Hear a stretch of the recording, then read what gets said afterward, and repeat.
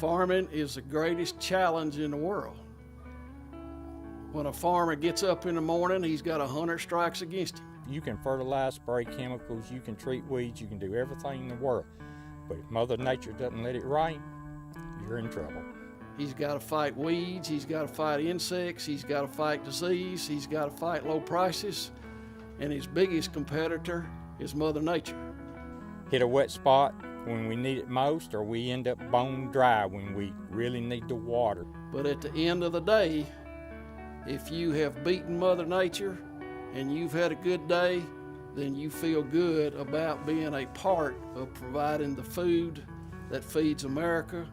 The reason why I farm is because it's that one true place that I can call home. And it's that one place to where I can really start a family and be proud of where I came from. There's a lot of life lessons to be learned on a farm. The process of birth, continuation of life. Well, 90% of it, you're your own boss, you make your own decisions, and nobody telling you what to do. The best thing is probably not really having a boss and being able to work for yourself. Teaching responsibility skills to my girls, making sure that they grow up to be responsible. That can be taught through working with animals and giving each one of them jobs to do. We've gone through some times when from the position we were in, we probably shouldn't have made it, but we have always managed to keep it together, and that's what failure has never been an option. We started farming because we worked corporate jobs and we just weren't really happy with our lives at all. We wanted to do something to contribute to the community and to live a different style of life. I'm a living, breathing piece of history, and I want to continue that and help provide to make this farm as great as it used to be and as great as it can. So that's why I farm. So 2 years ago we started Little Seed Farm, to change our lives and hopefully to help change other people's lives as well. To be a farmer, you had to be willing to do a whole lot of hard manual work. That was basically the number one requirement, was manual labor, and a lot of it. I guess when I used to plow the old mules, I enjoyed plowing the old mules in the fields, and I always enjoyed working mules, and I'd say that was the biggest pleasure I ever had, working mules. Whereas today, we have machinery and tractors and hay balers and stuff, and today to be a farmer, probably one of the requirements would be land and/or money. Basically your family will outwork anybody that you can get, from outside, because they're going to try to take care of things. I've never worked in a factory job, but I would imagine it gets to be tough to do the same thing every day for 20, 30 years. It's been an excellent experience for me. We live out in the country. We're off to ourselves. Wilson County provides a beautiful landscape for farming with its rolling hills, abundant grass, and that's an ideal situation for raising sheep. All the girls were involved, and we raised them on a farm. It's just a way of life with us. When we're out here, we can see what our hard work and dedication does. We don't really have a job as much as just kind of a way of life out here. My ancestors staked this land off in January 1789. My granddaddy would have bought it back in the 20s. And it's been handed down ever since. So I'd be the third generation, and I'm the 6th generation to farm it.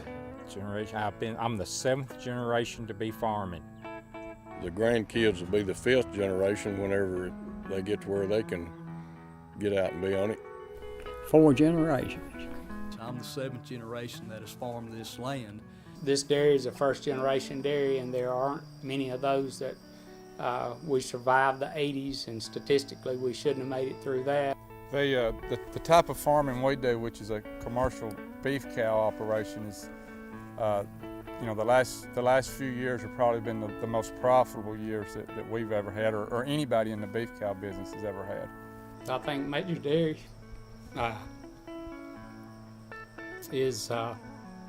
has an opportunity to grow and thrive because of our three sons. They are very capable, very qualified. They're the kind of people that we need to keep in production agriculture. And beyond that, we have a wonderful grandson and granddaughter that are very much interested in it. We need to start educating our kids of where their food comes from. I think we're really failing in teaching kids, you know, about production agriculture. We're raising the crops on a lot smaller scale than in the Midwest.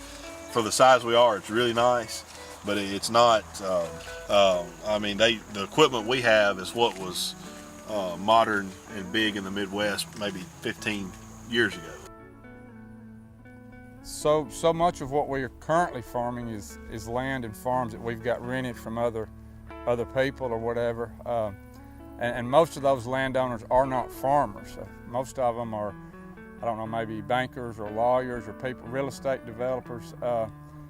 And as those farms get sold or developed, we will lose those farms that we've leased and got cattle on. So the big thing is our farming operation will probably get smaller in the future years because we do depend on leasing a lot of farms from other people.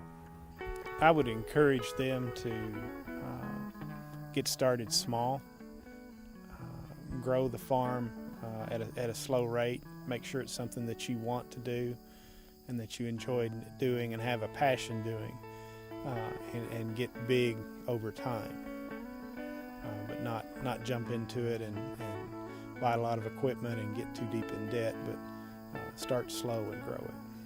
It's not like we got this large quick. It just took 40 years to really build up herd as big as it is. And to start out really big, you'd have to be a millionaire to start with. Whenever I see my grandchildren out here leading their calves around, or see my sons making decisions on a daily basis, and I don't have any regrets, and I don't have any doubt that we made the right decision. The people in this community, you know, we have farms pretty much over the whole county, and we'll rent a new farm. You won't know who's across the fence from or anything, but in every case, I mean, they always end up being friendly and helpful, and I'm not sure if it's like that over the whole country, but here there are some friendly people and good neighbors, and that makes it a whole lot more enjoyable when you get along with everybody around you. You know, our goal is just to make this business sustainable for ourselves financially, and hopefully be able to provide some employment for, you know, people in Wilson County as well. It's just very few farmers in this whole country that's really producing the food. When you get down to the numbers, there's millions of part-time and recreational farmers. There's just a few 100,000 farmers that are farming full-time that are really doing it to make a living. If you don't love farming, you don't need to get into it, because you don't do it for the money, you just do it for the love of it. It's just hard to believe that about 2 generations ago, or maybe 3, there was almost one farmer for every person that wasn't a farmer, and now they say that one farmer feeds 151 people in this country, and part of those people are not in this country. They feed several abroad. But I've had a good ride. Bank's been nice to me. I can say Wilson Bank and Trust has worked well with me. I can't think of any better place to raise a family than out here on the farm in the country, especially in Wilson County.